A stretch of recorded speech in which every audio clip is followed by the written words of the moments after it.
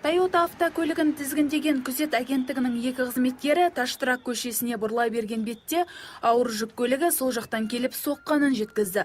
Олардың сөзіне сенсек, жүк машинасы жоғары жылдамдықпен келе жатқан. Шықтым. Шыққан кезде ол мен жаққа қарай бұрып келіп ұрды ғой. Мен жаққа қарай ше. Сен мына жаққа шықтың сонда? Я мына жерден шығып жатқан кезде мен жаққа қарай бұрып та келіп ұрды ғой мені. Ал куәгерлердің айтуынша, Хова ауыр жүк көлігі шетелдік көлікті қатты соққаны сонша, тіпті 20 метр қашықтыққа дейін ұшырып жіберген. Оқиға орнына жедел жеткен полиция қызметкерлері айғақтық заттарды тапқан. Машина вот эта вот, security, выезжала с этого перекрестка, вот отсюда.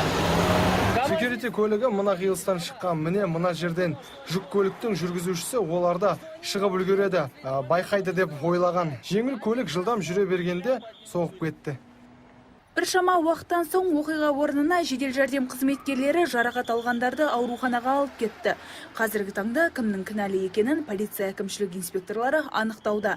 Таңшолпан Шамбай, Шакир Умаров, Сұлтан Бақытжанұлы, Олжас Есенов, ТВК телеарнасы.